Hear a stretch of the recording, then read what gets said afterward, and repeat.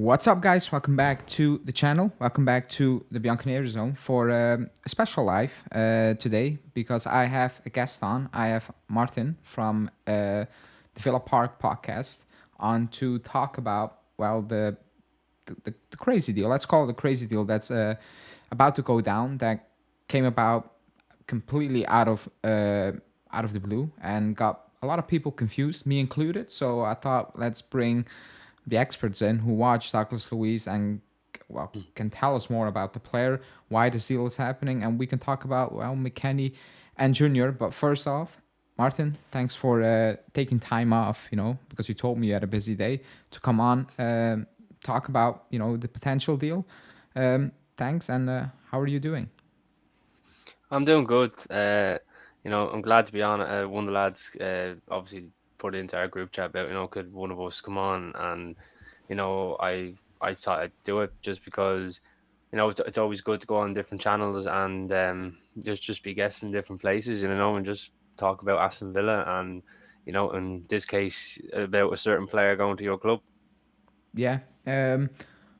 We just need to go straight at them. And people, the link for their channel is in the title. It's linked, so you just can click it and you can subscribe and watch their stuff. They will obviously talk about Douglas Luiz in the coming days. So if you want to know more, go to their channel. You can click the link in the title. But yeah, I think we just need to.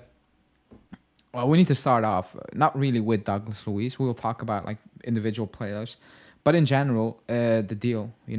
Because it popped up like a week ago or so, and when it popped up, and from the Italian papers or the source, I was like, yeah, no, this feels like a story that a certain Italian newspaper, Tuttosport, for the people they will know it, will throw out there mid-season, and you're like, yeah, next page. Let's keep it moving right here. That was my initial thought until it, escalated like really, really quickly to a point where I was like, so confused because so many reasons. One, Douglas Luiz is a key player for you guys. Yeah. McKennie is not a key player. Like he played a key part last season for different reasons. He shouldn't, but he did. Junior was a bench player last season, and I was like, why is Villa pushing for this deal? And somebody told me, not FFP, but a different rule in England, and I was like, yeah, but still, sounds weird. Sounds like a deal that got offered to us by Monchi, that he offered it to us and was like, look, guys, are you open to do that? And I think Juve was like, you're joking, right? Really? And that's how it escalated. But I cannot make sense of it. So I'll give you the floor to talk Mm. about the deal and what do you guys make of, well, everything basically, the whole package. Yeah, I mean, when it kind of first came about, we were nearly probably in the same predicament as you, as it was all let's keep it moving. But in the same sense, when it comes to Aston Villa, everything moves so quickly. So whenever something small, like a small source, comes for orders, interest, or anything like that, we do take it with a pinch of salt. But at the same time, there is a some sort of truth to it. And then all of a sudden, it was escalating so quickly. And then when McKennie was mentioned, a lot of fans probably didn't like that because of his time in Leeds United, which it wasn't a great time for him. And of No. course, he's played a good part last season for yous. We touched on that in our podcast. And Samuel Iling-Junior, I don't have a great idea about at this moment, but all I'm aware of is that he used to be, playing for Chelsea in academy. He's in England under 21, and he was probably a rotational player with ourselves, but he has apparently his high potential, which something Unai Emery really likes. So maybe that's why there's a big push for this deal. But there was also another reason why there was such a big push for this deal was the profitability and sustainability rules, in short, PSR, is that each club in the Premier League has to have a certain amount in their accounts in the end of a 3 year cycle. And the end of this 3 year cycle this year was the 30th of June. So from 2022 to 2024, that 3 year cycle. And Villa, funny enough, are debt free, but yet we have to make up funds because of transfer spendings and high wage turnovers.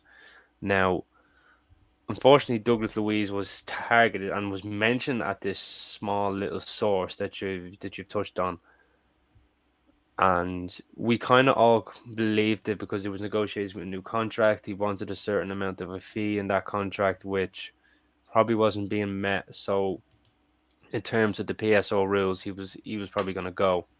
Now we valued him at 65 to 70 million euros.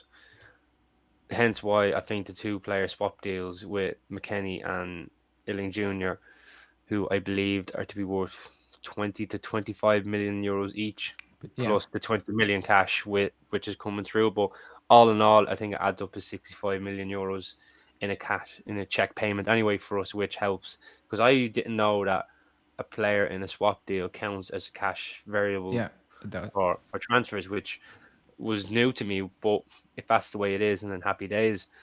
And I will say this: you're gonna get a really good asset in your midfield. You are, but he does have his slight little cons. In my opinion, Douglas Luiz is a great midfielder in terms of, if he has like a number six next to him that does them dirty works, and he can kind of like free roam in that midfield and does amazing things going forward. Great defensively too, don't get me wrong. But when he doesn't have someone next to him and he has to play a deeper role, he's not effective. He kind of holds on to the ball for a bit too long at times when he shouldn't have, and just kind of gets caught in areas where he shouldn't.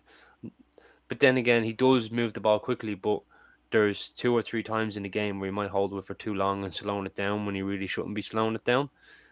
But all in all, you are going to get a good player, but you will find some frustrations that when this certain player is missing, that say that might play next to Douglas Luiz, you're going to see the Douglas Luiz that we would tend to get frustrated with. okay.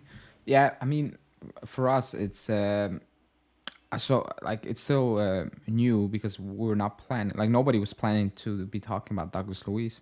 It was all about Fagioli coming back from his uh, Tonali-esque ban. That was the new signing for next season, basically, or like the new, like he came back. Yeah. Locatelli was playing that DM role, didn't play that perfectly well because it's not his main asset, or it's not his strong points, and you can see that. Then you have Rabiot, it's all up in the air. Like we needed a lot of change, and the formate, like MOTTA just got announced today. Nobody really knows how he's gonna play, what he's gonna do. It's all Mm. guessing. You can see 1,000 formations on a weekly basis. It changes every day, so and nobody has a clear idea how he's gonna play Douglas Luiz. But if you say so, like that he needs somebody besides him, it's probably gonna be a player like Locatelli or a Fagioli who just came back. Yeah. Because like my first takeaway is that the main target is still Colt Miners from Atalanta, and he will be the undisputed starter in the midfield, and the other players will all rotate, including Douglas Luiz. I think Mm. that's my opinion on that. But every time I watch Douglas Luiz, it's the same like for me because I watched quite a lot of Aston Villa. He's a high intensity game, like player, like he's always in the picture. If you compare that to a player like Rabiot who plays for us, it's the complete opposite. He's a player who likes height, even for 90 minutes if possible, and he mastered that to perfection. When you watch a player like Douglas Luiz, and again, I don't watch him weekly, it's high intensity, it's quality, in my opinion. It's more Mm. than enough quality, and maybe we have been deprived so much of that quality in our midfield the last 3 years at the club that I might be overstating it. He wasn't a player that, like you said, it's like going forward he adds more. I still need a player who is an out and out attacking esque midfielder. I don't think he's that, you know. Um, but from what I've seen, like I like the deal. For us, I like the deal. I know people are like, oh, two players and cash. That's crazy. But the situation for us is they're out of contract, McKennie and Junior next season. They're Mm. they're so you need to sell now or you need to give them a new contract. With Junior, he was never getting that new deal, Never gonna happen. With McKennie, he Okay. should never get the new deal ever. I saw today that you guys are willing to pay him close to 4 million euros. I cannot believe that. I don't wanna, I don't wanna make you feel bad, but we offer, like, he was on almost three and a bit, or 2.8 plus bonuses, around 3 for us, and we were not willing to give him 3.5, which he was about to ask, because we have a new sporting director who's in control, and I think he saw what I personally saw with McKennie. You mentioned his lead time. Maybe it's not fair to talk about like, it's fair, you need to talk about it, but that was his worst period, I think, in his career. He was not looking after himself. That was extremely obvious. That's why we loaned him Okay. out mid-January. Like, he was out of shape completely. Like, it was unbelievable what happened, and it didn't work out. He wasn't playing well for us. That's why we said you can go to Leeds, and he did even worse at Leeds than he did with us, to be honest. We as Villa fans know that. We really do know that one. Yeah, I mean, I was, because if Leeds stayed up in the league, it was an automatic buy option for them. They needed to buy McKennie, but they went down to the championship, so he came back to us. And Right, I didn't know that now. That's news to me now. I didn't know that if you yeah, stayed up, that it was an automatic buy option. that's how the deal was structured. And he came back to us, and in preseason, before we went on tour in the US, he was Yeah. told you need to train separately with a lot, like with Bonucci and Arthur, with players who need to leave the club. And then a day or so before we left, they decided you can join. And Allegri, the coach at the time, told McKennie, or like he told the media what he told McKennie. He basically said, you lack technical ability. You need to make up for it by running. So start running in August and stop running in May. And that's what he did for us last season. He ran his socks off. Like, he did. His work rate past season was amazing. Like, it really was, And he played as a wingback most of the time, That was his best position in the 3-5-2, playing as a wingback, When he played as a midfielder, it wasn't that good. Actually, it was poor in my opinion at times. As a wingback, his work rate was extremely well, and that was something I applauded on a weekly basis. However, his technical ability he's extremely limited at technical. Like, he really is. And it's not that he's a player that will trip over the ball. Like, it's not that bad. It was at one point, not last season, but he cannot play. He cannot play. How do you want like the obvious balls? Like, he slows down play way too much. He takes too many touches. That's something that frustrates me. When Yeah. you're on a counter attack, he doesn't really like, even if you can play a clear pass, but if it's 40, 50 meters, he's like, no, let me carry it a little bit more before I play that. And that's something that frustrates the hell out of me, because Rather than taking the easier option, he's taking the harder option. yeah, no, he just carries it. He carries it, and he tries to simplify everything. When I'm like, okay, in this moment in time, you need to take the quote unquote risk, otherwise we're just going nowhere. He does that way too much. That his work rate was spot on. Like, nobody can question that the past season, because that was unbelievable if you compare that to the previous season. Yeah. And like, work rate wise, it was his best season. Quality wise, I don't think he had his best season. I think McKennie, if you play him as a wingback, fine. For me, still his best attribute is he can pop up in the box. If you allow him to pop up in the box, he will get you goals and he will cause some issues. That's the best McKennie. That's when I see McKennie at his best. Under Pirlo, that's what he did. He popped up in the box and he did what he did. That was the best McKennie I saw quality-wise. Are you willing to do that? I'm not sure, because, again, can you play a player like him for 90 minutes just to have him pop up in the box? Because I don't know. Like, I don't know how you're going to play him as well. I'm assuming in midfield. And at that point, I'm like, if he keeps up his work rate, fine, you will appreciate that. But at one point, I think you will get frustrated, because he lacks certain quality. He really does. And that's not really I don't want to bring him down, but when the coach comes out and he says that publicly, that he told him you lack in quality, so you need to make up for it with running, Yeah. that's that's a worrying thing in my opinion. So I don't know what do you think about that, but that's the player I think you're gonna get. Yeah, I didn't know now that I think when we covered him, we found out that he was playing right-sided anyway, so wing back was something that now was news to me. But if that's where he played and he was effective, happy days. But when you mention technical ability, that's an interesting one because with Unai Emery, when he had Douglas Luiz, now Douglas Luiz did have some sort of technical ability before Unai Emery actually came on board. When he was with Dean Smith and Steven Gerrard, we would get so frustrated with Douglas Luiz's technical play.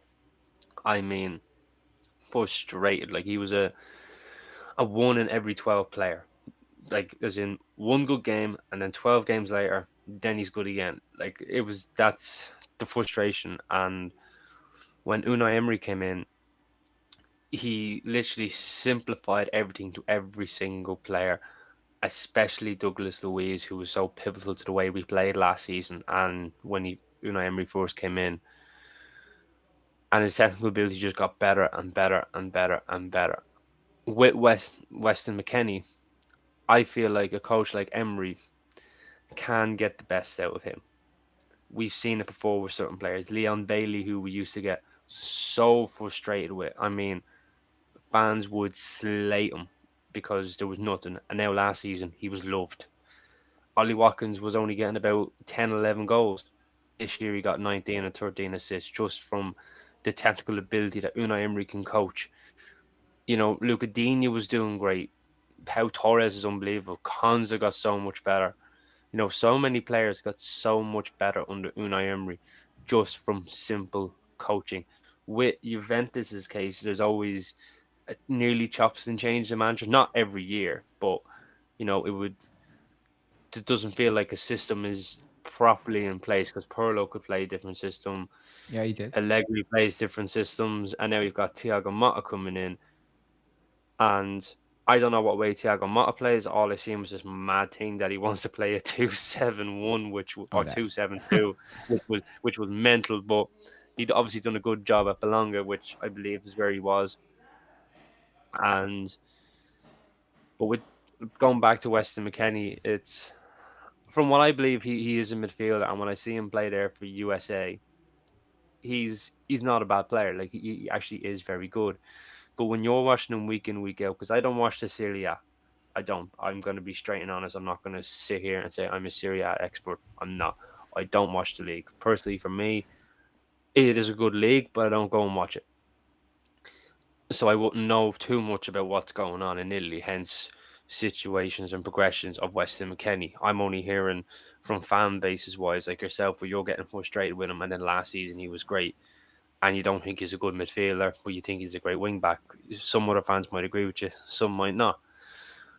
But I feel that this is, in my opinion, I think this is a great deal for PSR because we're getting two players in as well as cash, and we can try and spend a bit more. Yep. Hopefully after June 30th, which is the plan. Because if we spend before June 30th, we could be in trouble with points deductions. Where if we do it after, it's fine. It's a recycle. Funny enough, it's a good deal for us as well. But it sounds crazy because we're paying and we're offering two players, but on the books for us, because again we need to balance. Like we have the same issue, because the previous people who were running the club left it in a mess. They left it in a complete mess. That's why we Who are in was this running the situation. club previously, if you don't mind me asking? So it's Andrea Agnelli, which is it's weird. Like the club is owned by the Agnelli family for over 100 years now. Like this season was 100 years. They have a sort of a holding. They own the club. They own like part of Ferrari, Jeep. Like they own tons of things. Like the New York or the Washington Post. Like they own a lot of things, and Hmm. Juve is one of them. And basically, the head of the family, right, or like the head of the holding one is John Elkann, who is the cousin of Agnelli, and Agnelli was in control, but it got to a complete mess. Like financially, the club was all over the place. They got investigated because of dodgy things financially, and the Mm. entire board, quote unquote, uh, they got sacked. Period. They tried to put it in a nice way. They all got sacked. And John Alcon, who is basically the owner, like he has a say. He decided to hire Giuntoli, who was working at Napoli, and he gave him basically full control, and he inserted 2, 3 people he trusted who are gonna take care of the financial issues to clean that mess. It's about Paratici was part of it, who was at Yeah. Tottenham and now is banned / still working for them, and he created a mess, like from top to bottom. It's like if I need to explain certain contracts, you wouldn't believe it. Like even if I Hmm. tried, you couldn't believe certain contracts we have, and it's messy. Like it is messy. So he needs to improve the squad, which is so needed, especially that midfield, whilst also cleaning up Mm. cleaning up the books. And actually, with this deal, he's doing that. He is doing that because it could. Yeah. Somebody in the chat, Hanin, who watches the channel weekly, daily, basically, she can explain in the chat, money wise, but on the books, it can look good for like 20 million about. So even for us, it makes sense. I know from the outside, people are like, you're losing 2 players plus money. That makes no sense at all. It is actually Mm. making sense for the club as well, financially. It does because Junior, if you value him at 20 million, we signed him for peanuts from Chelsea. And we'll talk about Junior in a second. We signed him for peanuts. That's just clear money on the books, value wise, for the club. Like Sule, who Romano's talking about, West Ham, 40 million. That's just clean money for the club. Because when people think, oh, you're selling him for 40 and then you're buying player X for 40, what did you do? Well, on the books, you do a lot, because it's money straight away, but you write off a player over a couple of years, over the length of his contract. So that's kind of how he needs to operate right now. And that's what he's doing right now. Like from the outside, it's like, man, you're losing 2 players and money. That's ridiculous. But on the books for the club, it's like, it's good. One, you get a player that MOTTA apparently wants. You get rid of a player who was not willing to sign a new deal, McKennie, because he was asking for money the club was not willing to give. And with Mm. Junior, it's always gonna happen. Like with Iling-Junior, it was always gonna happen. Like he was never gonna sign that new deal. We knew that. We were never gonna offer him that new deal. For the club as well, like for you and for us, it's a benefit. And we got a player that goes quote unquote straight in the 11. McKennie was straight in the 11, but if you want to go to the next level, for us personally, he was not gonna cut it. Not just him, but like he was part of the quote unquote starters who, if you want to go back to compete with Inter or actually beat Inter, that was not good enough. That was not good Mm. enough. So for us, it's a good deal on so many levels. But on Junior, because we didn't spoke on Junior, I will say Iling-Junior because people hate when I call him Junior. So Mm. Iling-Junior, I'm sad. I'm actually sad that he's leaving. I'm really am sad, Okay. and I'm probably not in the minority. Because when I talk about Junior, and I'm saying I want him to play, I want him to say, people think or they assume that I think he's world class or something. I never Right. made that statement, but I like Junior. I really like Mm. Junior, and You maybe think he's got it's a good potential? he has a good potential, and also like kind of maybe it's overstated because we needed to watch Filip Kostic play 30 plus games last season, and it was painful to watch, to put it nicely. And every time Junior came in, people were like, "Why? Why Allegri? Are you playing Kostic on a weekly basis when he offers nothing? But you bring in somebody like Junior, and it's dynamic. Like it was a world, two complete worlds. The Mm. the frustrating part as well was he played as wingback. He's not a wingback. Like he's not a wingback. He did that well, but, don't listen to people who tell you defensively he's poor because he's not poor. Like that's just a certain part of the fan base who don't like Allegri getting criticized, and they will talk everything he does good, they will tell you, "Oh, Kostic played because Junior cannot defend." That's a flat out lie. He's a decent defender, but again, he's not a wing back, so we shouldn't be like that. Should not be a Yeah, talking point. But it he's playing is. out of position. He's playing out of position. It is. Playing under Allegri. It was last season or the season before, semi-final away to Sevilla. He played as a quote unquote winger. 45 minutes, he was playing left back for 45 minutes, and then he subbed him off. No idea why, because he was solid. But that's if you're gonna look up Junior, you're gonna think like, oh, what are we Is he getting? left-footed or right-footed? For me, okay, so I when I see him play, left-footed is good, very good. I think his right-foot is as well. It's decent. Like Junior say, he looks awkward. He's better Right. left-footed, definitely, but I think his right foot is decent enough.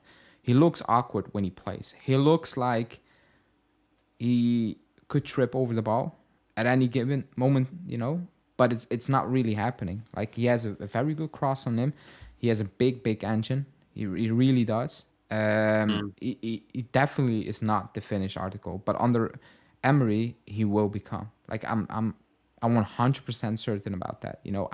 I'm sad that he's leaving because I wanted to see more of him. I really did, but not as a wing back. Because he was holding him back. And at times you can see that. I think the best way to look him up is the Atalanta game in the Coppa Italia in the first half. I need to rewatch that game basically. Even though we played as a wing back, like the way he pinned Atalanta players back because he was a threat, because he was pacey and because he was putting in those crosses was beautiful to watch. Like, I came on so many times. I'm like, play him. Like Benfica last season away comes on. We were losing, like, was it 4-1 or something? He almost turned that game upside down to make it 4-4. Like, he was pivotal, for a quote unquote comeback we didn't deserve. But I like him. Like, I really do. He's extremely young. He's extremely raw. Mm. I think there's so much untapped potential with him. I'm actually gonna watch Villa because I want to see how he's gonna do outside of a wingback position because that's definitely not him. He is just a winger. Like, he is a Mm. winger, and I think you guys will love him. I really do. And 20 million the value, 1 year left on his deal. I think for a Premier League club, that's because he was linked to, oh, we want to get players from Bologna and players from Atalanta, and he was linked to be included in that deal. We would never get that value if we would have included him in a deal with a Serie A club. So for Yeah. the club, it's like, okay, I think we paid around 1.8, bonuses included, when we got him from Chelsea.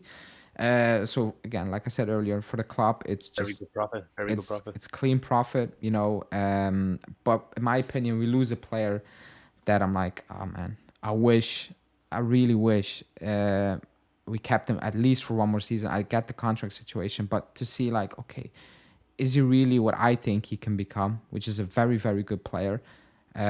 Or is it, no, it's just whatever, like your normal standard player you can find everywhere. But I don't think he is. I think he will. I think you guys will love him. I really do.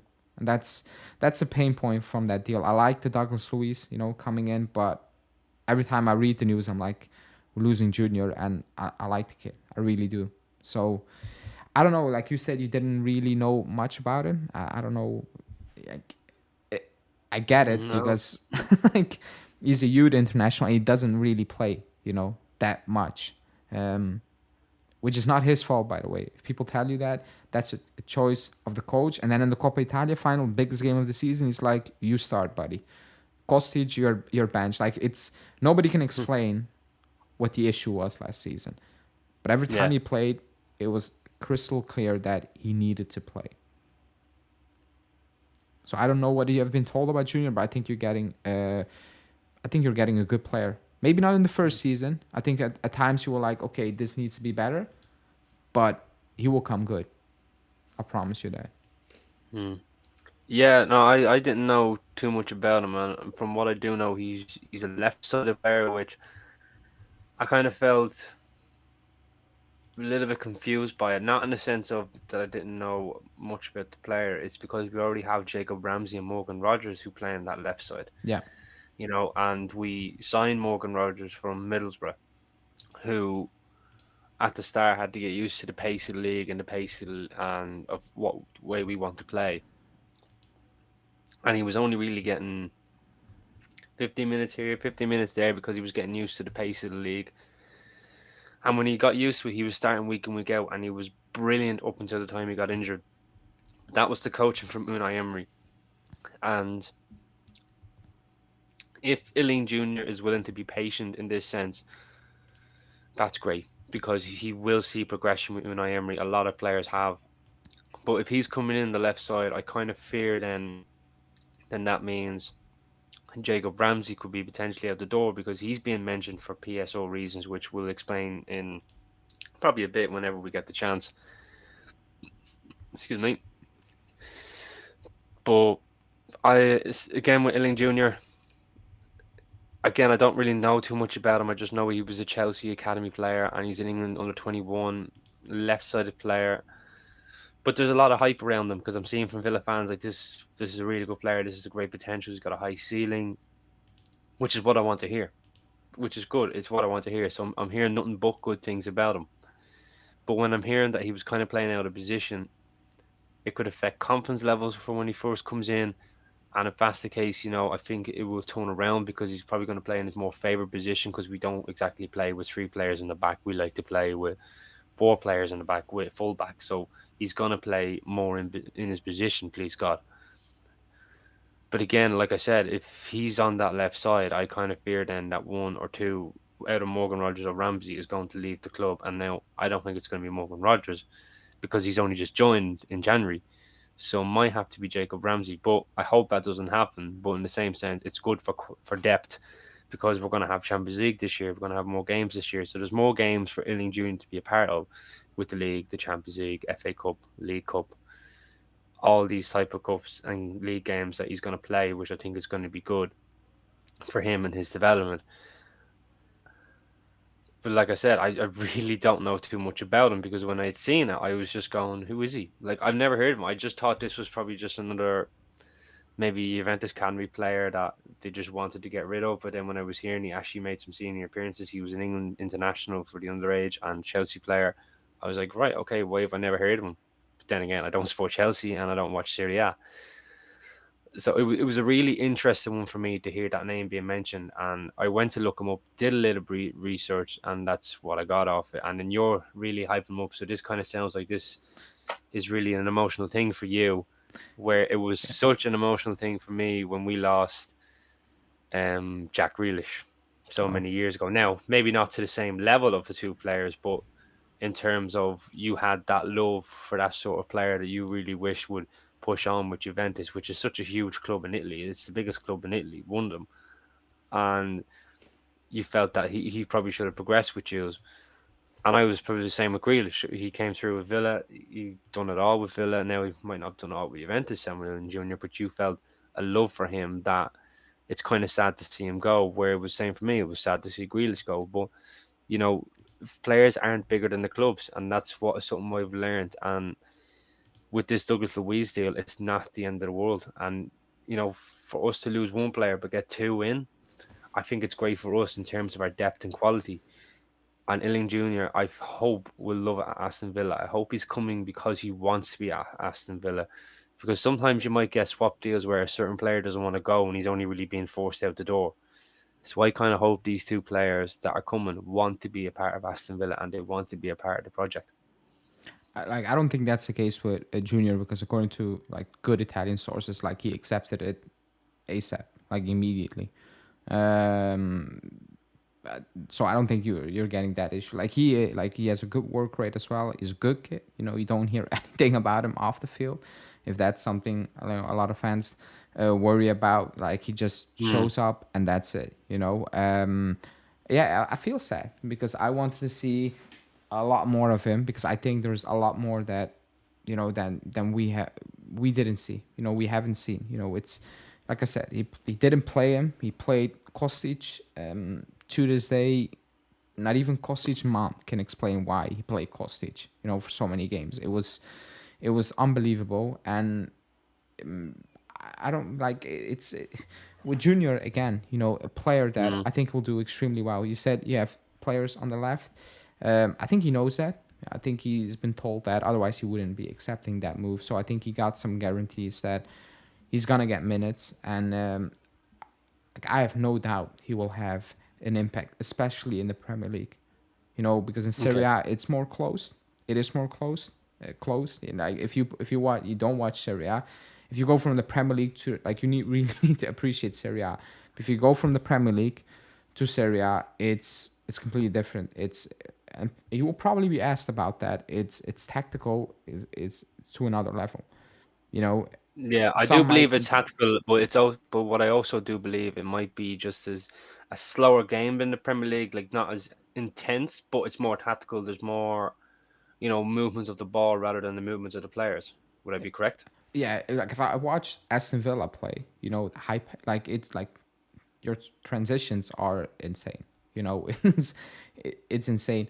I don't think you can bring that to the Italian league because teams you're not gonna you're not gonna catch teams on the break that many times. So Okay. I think that also didn't help a player like Junior. I think he will flourish even more in the Premier League because it will be more open. It's very close. If you watch Italian league, it's very close. We played close last season. Like that's Mm. literally what we did. So it's not that he had the ability to actually push on like he should be as a winger. He was a wing back, and we like to sit deep. That's who we are last season, and we pick up our moments a little bit, like we did in the Coppa Italia in the first half, and we did that for 45 minutes, which Hmm. won us the game basically. I think we caught Atalanta completely off guard. They couldn't believe what we did in that first half because that's not what we did all season, and he Yeah. was a big part of that. So you're gonna get a good player with him. You really are. Maybe not immediately. He will need to gel in, and I think also Yeah, get time to adjust used. because it is completely different league to Serie A to the Premier League. I have found that in a lot of cases where a player from Serie A going to the Premier League takes a long time to adjust because of the pace of the league. Yeah, yeah, like that, that's true. Like Hoyland and Manu, I think he needs time. Who maybe is not the player Manu fans think, but still Mm. he needs time. Like that's what usually happens. Like Zaniolo, you guys have Zaniolo. He's been linked with us every single season, and every single season, I think there are prayer groups in the chat that he doesn't join us. Like this season, Mm. he's been linked with us again this season. It's not gonna happen, but that's a player where probably you look at it and you're like you're hella frustrated, needing to like it's frustrating to watch certain players. Tonali will be back for Newcastle probably. I think he's a player who will need the less amount of times out of all Italians join the Premier League or like coming from the Italian league. Amrabat, struggle, big time, and then towards the end actually played well.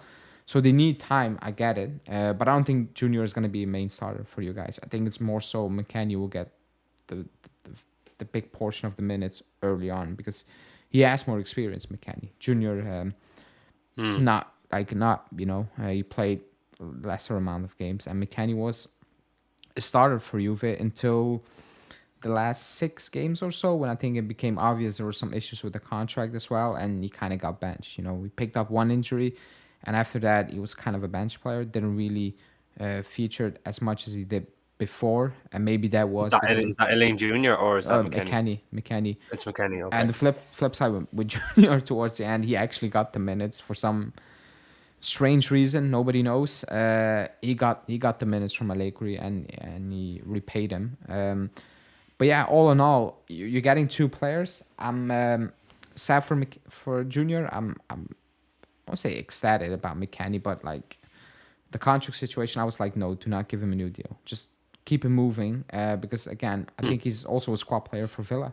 If I'm being completely honest, like if you finished fourth in the league, you are gonna. Amazingly, we finished fourth in the league considering how poor we were in the second half of the season. Yeah, but I think you guys deserve that. I think nobody Oh can. yeah, no, Like I definitely agree. Yeah. Tottenham have been poor. Like Tottenham, they deserve what they got. Being extremely stubborn with the way they play. When you don't have actually the players to do so. Mm. I think you guys deserve that. You play good football. That Arsenal away game was ridiculous. Like that second half was, I couldn't believe what I was watching. That was total domination. For 45 minutes, Mm. that cost Arsenal the league. Basically, I think after that moment, like they lost the league on that day. Are Because you sure this is a Juventus podcast? Because I'm hearing a lot of love for Aston Villa. This might I need to be changed to the no, B6 zone podcast or something. So it I does. watched you guys quite a lot. I actually watched Olympiacos games. That was that was ridiculous.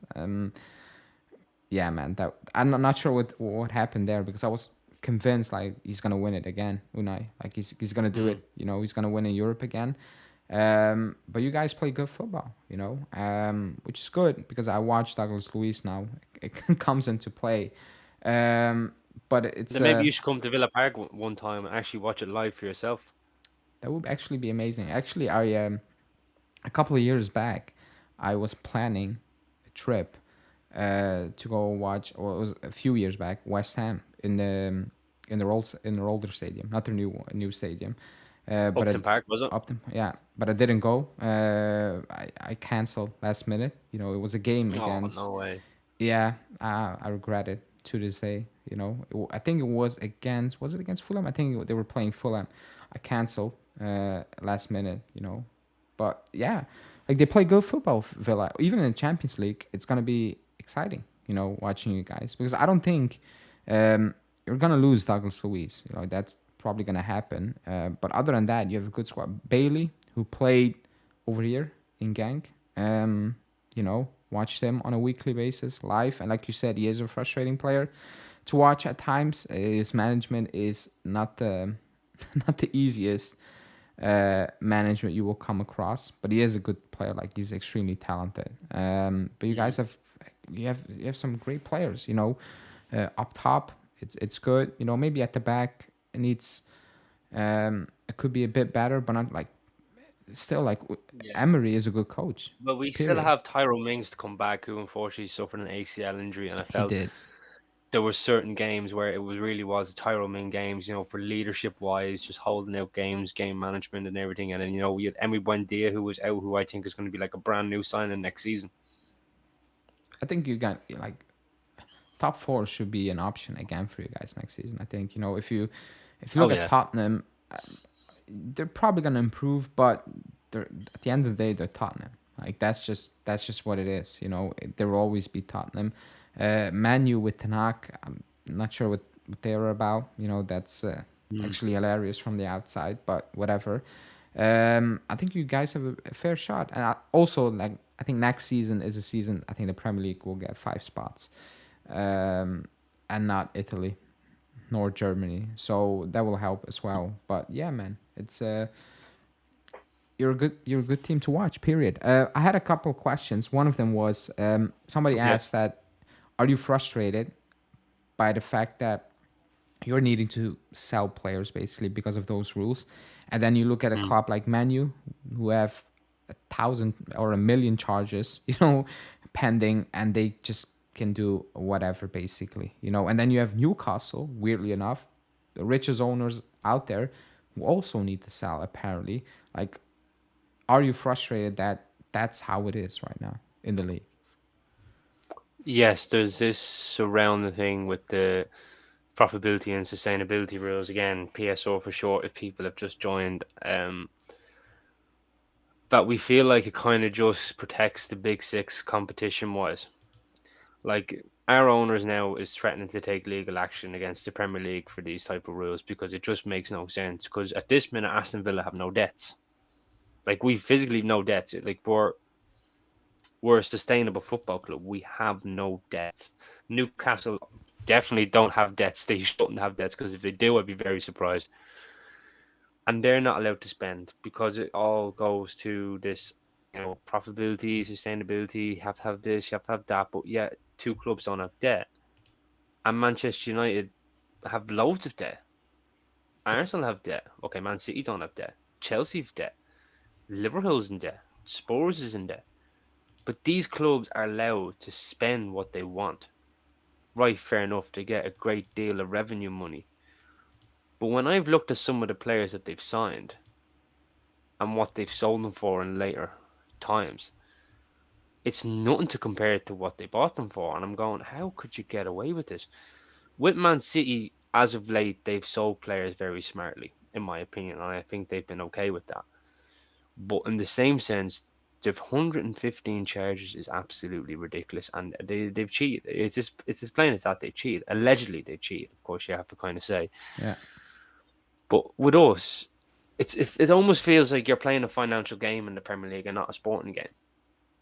It almost feels like you have to have this financial superpower to win the league. And when Newcastle's owners came in and bought the club, immediately the Premier League met up and decided, oh, you can't put your own Yeah. sponsorship into the club, right? But yet Man City have done that with Etihad Airways, all different types of sponsors into Man City. But when that rule came in place, Man City could still do what they want for their sponsorship because they'd done it what when it was a rule before. So Etihad could just turn around and decide to say, "Oh, we're putting 300 million a year into Man City." Could very well do that, and there won't be a word said. But if Newcastle owners were to do something with their sponsorship into the club, or there'd be MOTTA from the Premier League and everything else, and with us, who has no debt at all, we're being told, "Oh, you have to sell a player for your profitability sustainability rule by June the 30th," and it's absolutely frustrating that we have to do that. Like, it really is. It just protects the big six. It's a financial game. It's not a sporting game. It's not a case of.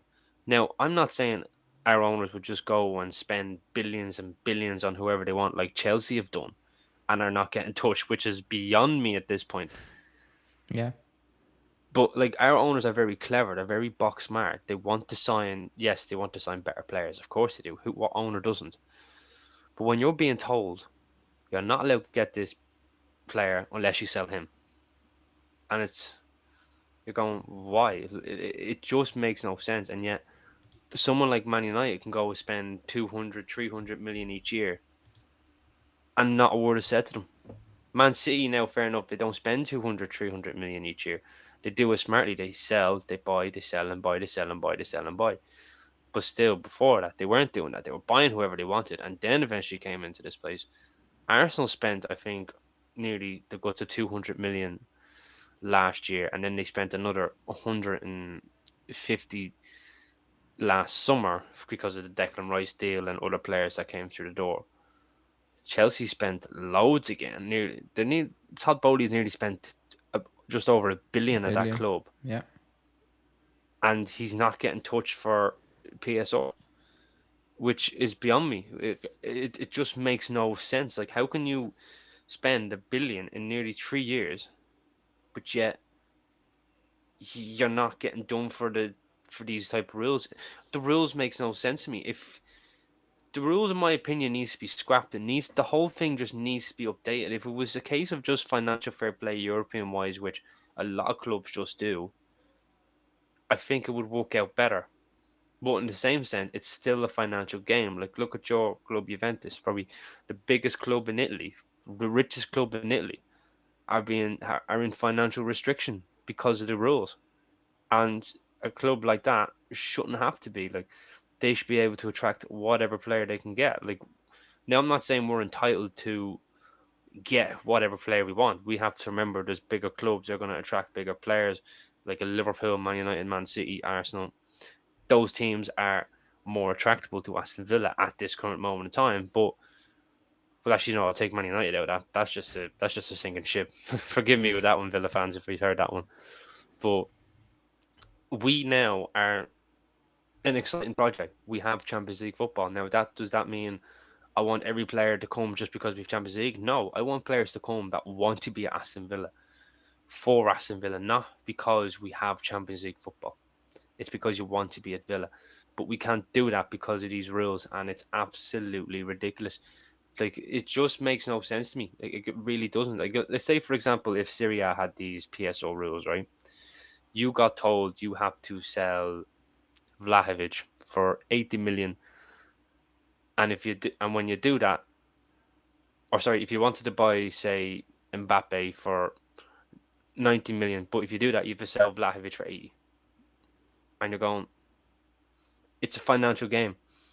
It's not a sporting game anymore. It's now a financial game, and whoever has the most money, seems to me, wins the leagues. Well, we had to do that for FFP. I remember Spinazzola. We needed to Mm, also move him on before the end of June, and we did. And we got a horrible deal, or like we got a player in return who was not good enough, never good enough. Not sure if he actually plays at this moment in time still, but that happened for us. And we did our previous sponsor. We have no sponsor right now on the shirt. Was Jeep. Uh, Again, like I said earlier on, the ownership, they have a holding, and Jeep is part of that holding. And at one point, we needed more money, and they just bumped up the sponsorship from Jeep. Like we did that, we pushed it to somebody needs to correct me, yeah. like 50 million or 55 million a season, when it was 30 first at the beginning. So we bumped that up, but it was allowed. Like you can do that. What we cannot do is bring in sponsorships, or 45. I think like City do, because they can say what they want. The global fan base, even after 10 years or so, is not that big that it. How do you want to say that? That it, if you get a sponsorship for 200 million a season, Yeah. and then you look at a club like Manu with a bigger fan base, they get the same sponsorship for a fourth of that, 200 million. Mm, There's something wrong. Like it's not making sense. You can do well, you can be a good team on the pitch, but sponsors pay you because of your fan base, the reach and all. Even though you play well, you're on TV, you're like, it doesn't make sense. And they think that's the issue with the City one. They overinflate certain sponsorship deals, where I think you just look at it, you're like, that cannot, that's not possible, because like the fan base, City fan base, like it's still not that massive. Even after 10 years of winning, or whatever, 15 years, I don't know what it is right now, it cannot stack up to a team like like the fan base of Manu, Arsenal, even Chelsea, to be honest, Liverpool, they don't stack up, they don't measure up uh, to these clubs fan base wise. And at the end of the day, a sponsor like on your shirt, he pays you because they know you're gonna sell out the stadium, you're gonna sell that amount of jerseys. Our brand is gonna be. I don't know if Man City sell out their stadium. It's called the Empty Hat for a reason. Yeah, I mean, like it doesn't make sense. And at one point, like, will they get done for it? Probably not. They will probably get away with it. I've seen pictures of Here, their look, my owners. friend, they have to, because 115 charges. If they walk out of there with zero guilt at all, I'm telling you, there's going to be riots in the Premier League. Riots. There's going to be But carnage everywhere, from club, fans, you name it. And when a game's happening, I'm telling you now, England fans, it's like religion, football. It's going to be messy. And that's not a joke. Now, I know Italians are very passionate about their football, and they've every right to be. But when it comes to England fans, it's literally like the end of the world when a team loses. It really is. Now, don't get me wrong, I'm disappointed when a team loses. But for England fans, it's like the end of the world. And when they win, they give it the big one. But when they lose, it's the end of the world. So if something like this happens, I'm telling you now, this is not going to be pretty. It will not be pretty if Man City walk out of that courtroom but do you with think? nothing to their name. I think, like, do you think that the Premier League and all gonna shoot themselves in the foot, by doing this, because it will damage the league, like the image. I know, like from the outside, you're like, it should happen, but Premier League wise, like, even though the charges are out there, they're like, we're gonna damage the league, like one way or another. They are gonna damage the Mm. league, and City got away with a lot of stuff. I know they just put in that rule now, or like the not the rule, excuse me, the, I don't know what to say, the complaint, question everything, that it's not, it's discrimination, they called it, I think, or something, that they're Yeah, I trying to seen do. that they were saying I was reading it on the Athletic where they feel like they're being discriminated and they're the victims and all this, and I was going, you have 115 cases allegedly that you have cheated for breaching your accounts, and you just want to sit there and say discriminations and play a pity. Now, apparently, our club is sympathising with them, which I don't know why. Probably because of spending reasons. But what doesn't make sense to me is that Man City. Now, I know their case is a bit more delicate. They have 115 cases, so it's not something as simple as people would like to believe. But they've been getting chased after years, and nothing's happening. But the likes of Everton and Forest can get done like this. You know what I mean? Like that's it. Just makes no sense to me. It's like you're not making an example out of the big names, and I think that's probably one reason why I would like Serie A, because I remember years ago when Juventus were relegated for the referee situations, and the Serie A made an absolute example out of you and relegated you, and I think AC Milan as well got done. If I'm correct, there was They loads of different clubs. It wasn't just Juventus. no, There was loads of different clubs, and they all got made an example of, which was good to see. You know, now don't get me wrong, I'm not hating on Juventus whatsoever, but it's good to see a league standing by what they do and punishing teams. Doesn't matter what size the club is, doesn't matter what money they've got. It was you broke the rules, tough. There's your punishment. You're gone, and you brought yourselves back up. Absolutely no problem. If Man City get away with this, the reputation of the Premier League is going to be tarnished all over the world. It's going to be tarnished in England. And if City go back and sue the Premier League, which that's what they're doing, yeah. apparently, they're going to take legal action like we are. But now we haven't broke any rules, thank God.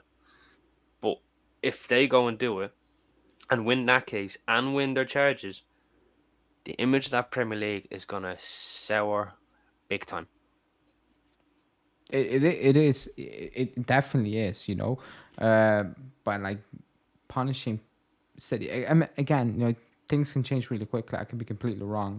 It's just 115 is ridiculous. I saw some of the charges. I saw something about the grass in it. So some of the charges are a bit weird. I think like the grass was too long or something weird like that. But there are also like big things in where you're like, okay, this uh, like again, everybody knew, like everybody knew this is not normal. Like the way they were doing it, it's not like you're doing it fair play, but it never sounded from day one. It never felt Yeah, it legit, never felt right. and don't every club does things not the right way, and maybe little things here and there. That's just what it is. That's the world of football right now. It's a Yeah, business. It's a lot of money, even for these owners. They're not in it to lose money. Like no owner is gonna buy a club and it's like, okay, let me lose money right now. Like that makes no sense, but with the City one, from minute one, you're like, something is up right here. That this isn't like credit. They build it up to this. Still, you still need to do it, even if you pump in a lot of money. It can go horribly wrong. Like it can. PSG are doing mm, it, but they are not dominating. In the yes, but like in Europe, nobody's looking at PSG and it's like, wow, that's amazing. They yeah. did that City in their way. With Pep Guardiola, it's insane. But it never felt correct. So it's not fair. I get it. But again, I think they will get away with it. I do believe they will get away with it in some capacity. Mm, Or they get a punishment where you're like, really, that's it. And they're like, fine, we'll take that. But man, they don't look like the owners. They they they don't strike me like people who are sitting there and like, okay, let's take a little hit and make everybody happy. They strike me like owners who are sitting there saying, we are taking no hits here. Like we're just gonna, you know, punch basically. Not no mm. little agreements here and there. Nothing. That's how they strike me. So this might go on for a while, I think. But supposedly it's starting in November this year. Oh, The I thought it was the like a case. year or so. In a year or two or No, so, I saw. November this year is supposedly the time frame for it to start. Now a date hasn't been revealed, but I think November is just when it's starting. Okay. Now for it could go on for a long time now. This might not be a case of it's going to be in the court for one day. It's not. It's 115 cases. Now, I do believe there's going to be some cases that are going to be dropped. I do believe that. I'm not saying they're going to be guilty of all 115 charges, right? That's just physically not possible. There are going to be some cases that are going to get dropped. They've got lawyers for a reason. But if they get away with it all, it's just going to get messy. It's going to get very messy. It really is. And maybe the Pep rumors about him leaving makes a bit more sense. Maybe he knows what's coming potentially. It's like Well, look, his contract is up next year. I think next he's year. done what he needs to do at Man City. He probably feels now that it's time to go. I mean, look at Jurgen Klopp. He left because it was time to go. You know, maybe Pep feels like he's done what he can at Man City. He's won what there is to win. He's done the Champions League, the Premier League, FA Cup, League Cup, World Club Cup, Super Cup. He's done it all now. So he needs to find a club now that he's going to get an ambition. And he's probably fallen out of that ambition with Man City at the minute. And I think if he leaves and the cases go in the favour of the Premier League and not Man City, you will see a lot of Man City players leave. I agree. I definitely, because with all due respect, City don't strike me like a club where players are like, okay, you're bad now, but I'm still willing to play for you. Like, I might be completely wrong, but it doesn't strike me like that club. Period.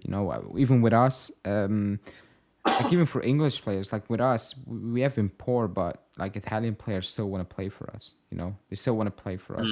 Douglas Luiz could have easily said, "Nah, man, I've watched you guys for the last 4 years. I might just wait out, and pick Arsenal out or something because there were talks about Arsenal. He's still willing to join us, So I think certain clubs have a pull no matter what the situation is, because of just heritage, and they know, okay, you have a bad moment, but you will be back because time or history told us you're going to be back. With City, it's like you never fallen off, so we're not sure if you're going to be back, if Pep is gone, if the rules change a little bit. Are you really going to be back like this? There's no proof out there. They went from the bottom to the top and they stayed at the top. There's no drop off. Like the only drop off is when Pep's first season and Leicester won the league. I think that was the drop off, basically. And then from that moment in time, they just dominated completely. So we'll see. We're gonna wrap this one up, people. I just saw Fabrizio talk about Zaniolo leaving, and somebody asked me about I forgot the name. I don't want to butcher it. The striker that's going to Chelsea, apparently, for 50 mil. Oh, John Duran. Yeah, 50 mil. Oh, yeah. If I had all night, I'd say that one. But long story short, he's been flirting with Chelsea. He liked every single post on Twitter, John Duran, and the agent's been feeding it up. And apparently, we've agreed a €50 million fee. 50 million. Oh my God. Like, they should be investigated, Chelsea. You're right. He's a good player, but 50 mil. Oh, it should be investigated, but just let them buy Duran first and then investigate. 50 million, man. Villa should be taking that. Like all day long, they should be taking that, in my opinion. Should.